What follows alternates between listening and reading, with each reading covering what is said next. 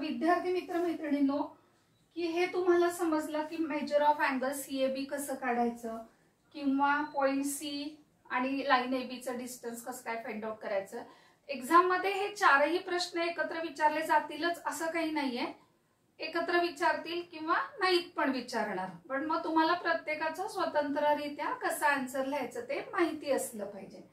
आता आपण हा प्रश्न बघूया। तर distance AB is equal to 6 centimetre, find distance BC। तर मी काय करते, हा पॉइंट C आहे, परत एकदा डायग्राम काढते आणि ही जी आहे टँजंट आहे AB, ठीक आहे। आता मला काय माहिती आहे की CA म्हणजे काय, radius drawn through the point of contact. ही काय असते, टँजंटला परपेंडिक्युलर असते, त्यामुळे अँगल A जो आहे तो माझा 90 डिग्रीचा झालेला आहे।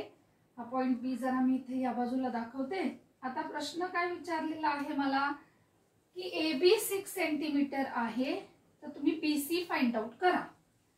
बरं, आता हा 90 डिग्रीचा अँगल आहे हे मला माहिती झालेलं आहे।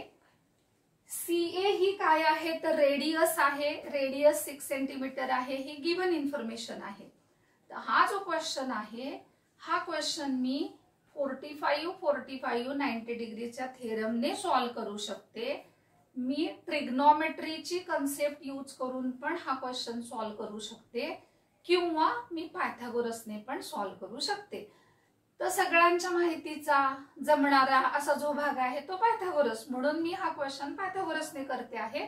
बाकी इतर दोन प्रकारे सुद्धा तुम्ही ते करू शकता। तर मग आता मी काय करणार आहे, angle CAB is equal to 90 degree.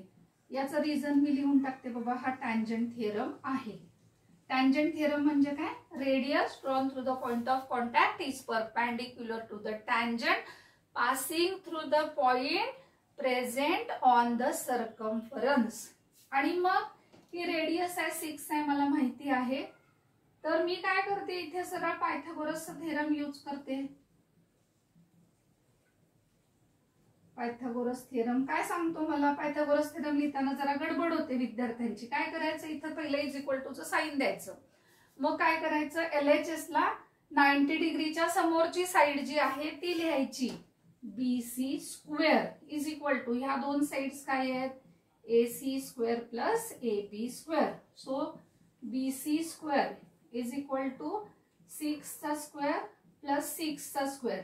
हे 6 गिव्हन इन्फॉर्मेशन आहे आणि हे पण गिव्हनच म्हणावं लागेल आपल्याला। हे झाले 36 प्लस 36, BC स्क्वेअर ऍडिशन आली 72। आता मी काय म्हणेन, बाय टेकिंग स्क्वेअर रूट।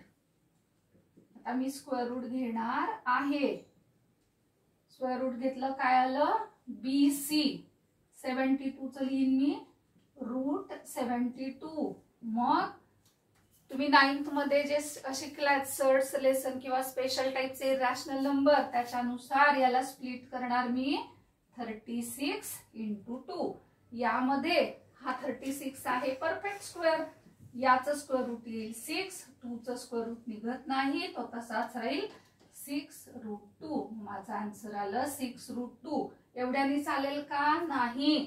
मग AB ची इथे काय दिलंय, युनिट दिलंय की नाही 6 सेंटीमीटर, तर त्यामुळे मला BC चं सुद्धा काय लिहावं लागेल, युनिट लिहावं लागेल, आणि मग मला या प्रश्नाला पूर्ण मार्क्स मिळतील।